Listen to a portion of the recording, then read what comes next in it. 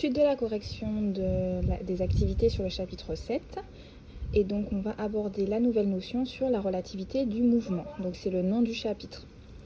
Alors dans cette vidéo, on explique justement ce qu'est la relativité du mouvement avec la comparaison du mouvement de deux parties d'une roue ou d'un vélo, la valve et le centre. Donc ici, pour un observateur qui est immobile, quand il regarde la roue du vélo, quand il regarde la valve, il aura l'impression que la valve aura une trajectoire curviligne et que le centre de la roue aura une trajectoire rectiligne. Donc ça, c'est pour l'observateur qui est immobile et qui voit le vélo avancer devant lui. Et pour un observateur qui est situé parallèle au vélo et qui avance à la même vitesse que le vélo, qu'est-ce qu'il verra?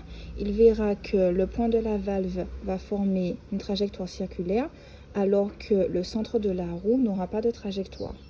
Donc là, cela montre bien qu'en fonction de l'endroit où on va regarder le même objet, cet objet n'aura pas la même trajectoire, donc n'aura pas le même mouvement, puisque le mouvement, je vous rappelle, dépend de la trajectoire de l'objet.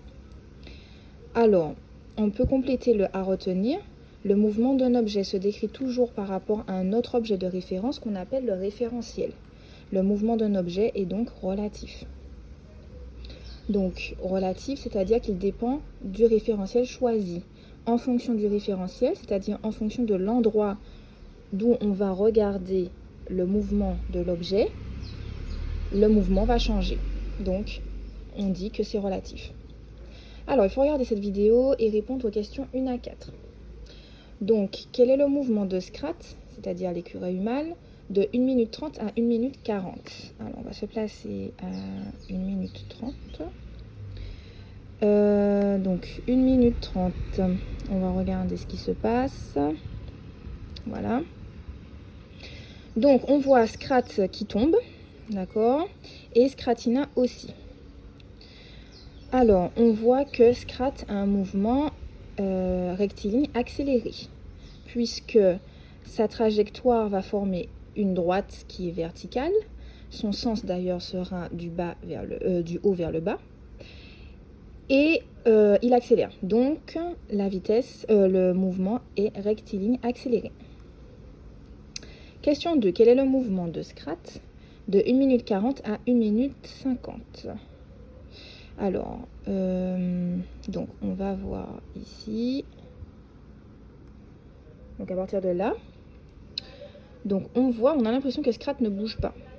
D'accord? Donc là, c'est parce qu'on s'est placé au-dessus, mais sinon, on a l'impression que Scrat est immobile. Alors, ici, question 2, le mouvement de l'écureuil est immobile. Donc dans quel référentiel Scrat a-t-il un mouvement rectiligne accéléré? Donc il a un mouvement rectiligne accéléré quand on le regarde depuis la Terre. Donc on dit que c'est le référentiel terrestre. Donc depuis la Terre, on va voir Scrat tomber. Donc comme on le voit tomber depuis la Terre, il aura un mouvement rectiligne accéléré.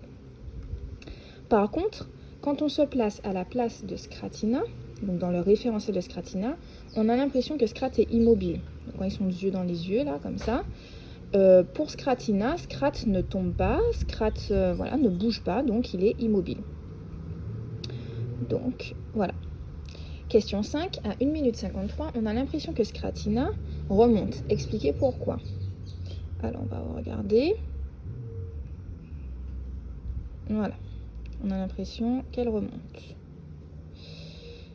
Et lui, il continue de tomber. Alors, ici, ce qu'il faut voir, c'est que quand on se place dans le référentiel de Scrat, ce que Scrat voit, c'est que Scratina, pour lui, remonte. Si on se place dans le référentiel terrestre, qu'est-ce qu'on verra? On verra les deux tomber, toujours. Sauf que Scratina aura ralenti sa chute.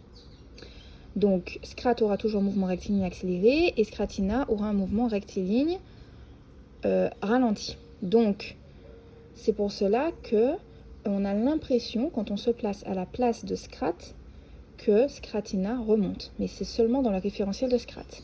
Sinon, dans un référentiel terrestre, Scratina continue à tomber, mais plus lentement. Donc, Dans le référentiel de Scrat, Scratina remonte. Dans le référentiel